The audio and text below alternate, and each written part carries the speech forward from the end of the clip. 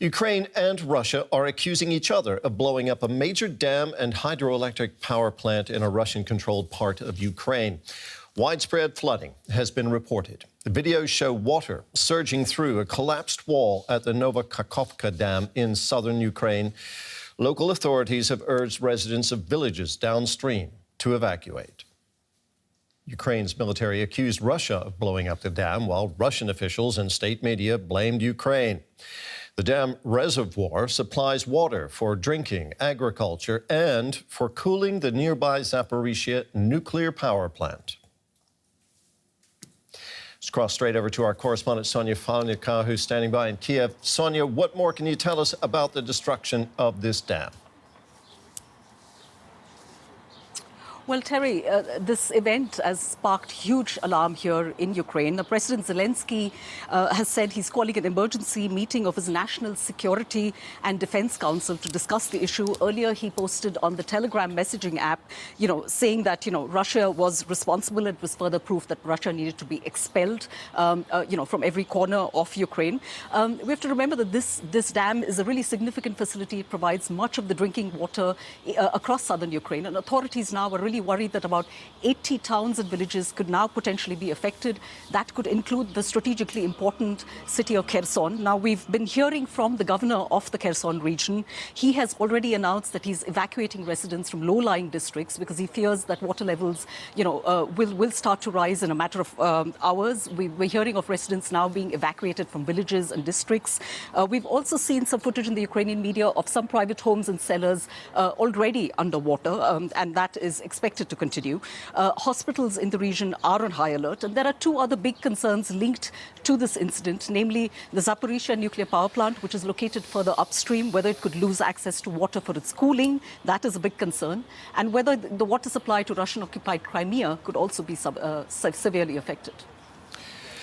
Sonia, stay with us, because this comes, of course, as Ukraine says its forces have launched offensive actions on parts of the front line of Russian-occupied territory.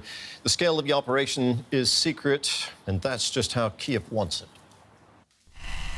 As Ukraine launched attacks in several areas in the east of the country on Monday, they are remaining tight-lipped on the scale of their plans for a long-awaited counter-offensive against Russia. This video, released by Ukrainian forces, shows that fighting has intensified in Bakhmut, which has long been at the epicenter of the ongoing conflict. Ukrainian President Volodymyr Zelensky praised the advances of his troops. Heading to Bakhmut, well done, warriors.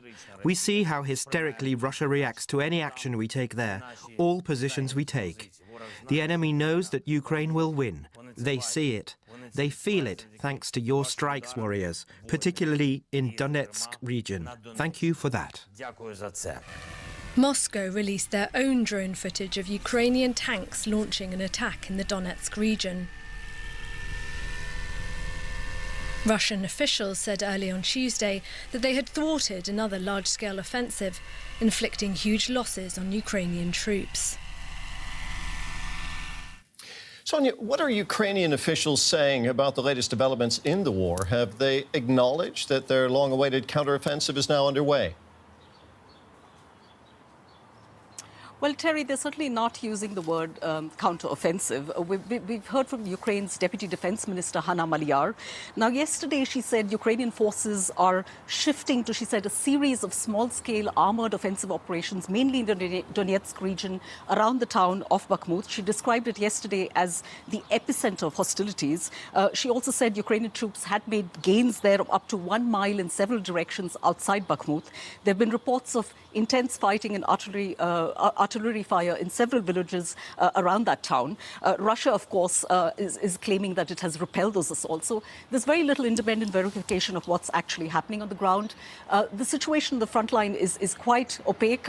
There's little to no information, coming from the Ukrainians. They've pretty much remain tight-lipped about details of their operations.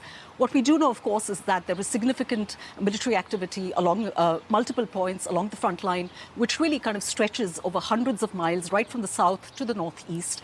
Ukraine has stepped up in recent weeks, artillery strikes on Russian logistical infrastructure there. And now we're hearing from analysts here in Ukraine saying that the kind of fighting we're seeing playing out in the east amounts to kind of an initial thrust by Ukrainian forces, trying to see Russia's, heavily fortified defenses, trying to see if there's a weakness there, seeing how strong they are.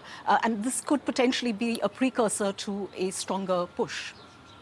Sonia, thank you very much. That was our correspondent, Sonia Palnica, in Kiev.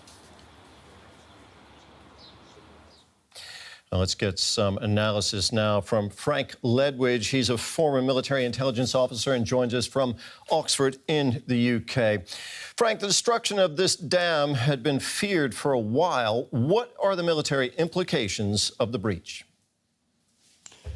Good morning, Terry. Yes, the Ukrainians warned about this back in November, and one had one's doubts about it then, but clearly it's happened. It's conceivable that it happened through reckless negligence on the part of the Russians. It was overtopped and collapsed. But it seems more likely that charges were placed and it was destroyed. There are no interests at all for the Ukrainians in doing this. It's the only advantages accrue to the Russians. And those advantages, to address your question, are that this will now provide a major obstruction in the event of any Ukrainian crossing or potential assault in the Kherson region. The front line is on the river. And the river will now be flooded, making the ground impassable. The only other river crossings are far to the north and are not relevant, I would suspect. Well, certainly not relevant in this operation. So there's been a lot of talk, Frank, of course, about Ukraine launching its much-anticipated counteroffensive. Could this make that much more difficult? If the Ukrainians were considering an assault across the Dnipro River in the Kherson Oblast, then they certainly could.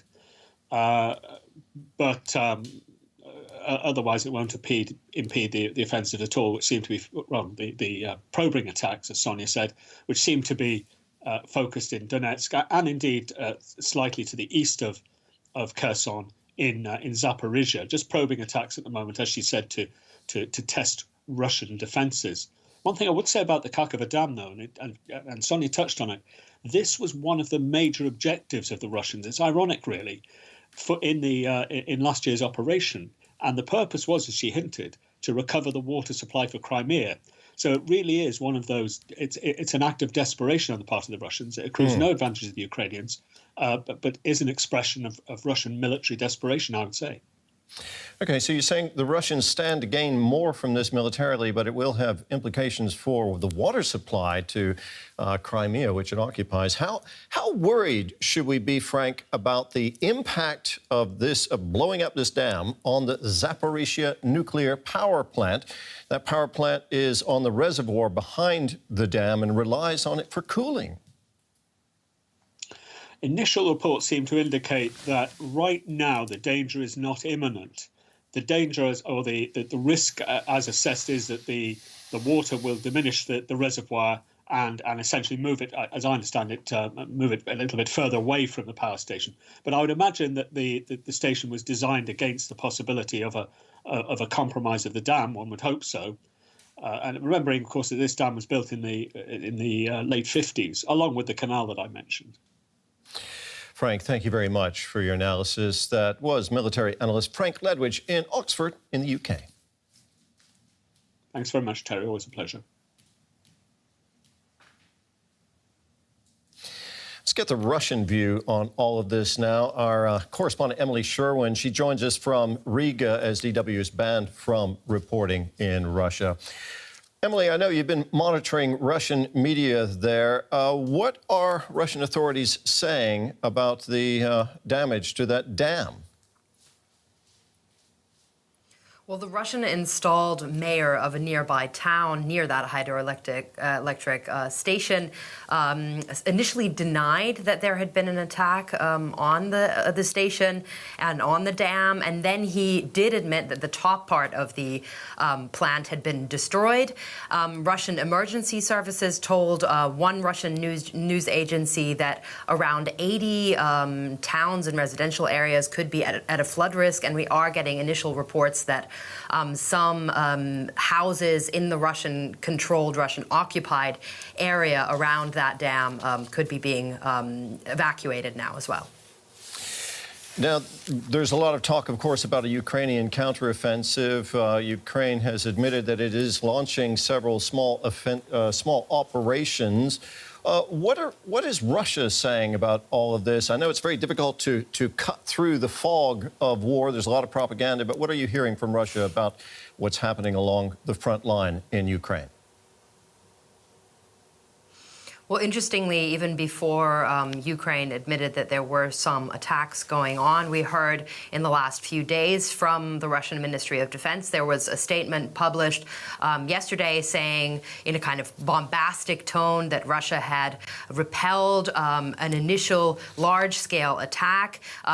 They talked about a skillful and effective course of action, and we've heard a similar statement now overnight from a representative of the Ministry of Defense who talked about significant damage to Ukrainian forces. And there was also a statement talking about 28 tanks being destroyed, including German-made Leopard tanks. So a very bombastic tone there. And as Sonia pointed out before, it's obviously very difficult to verify any of this information, any of what's going on the ground at the moment.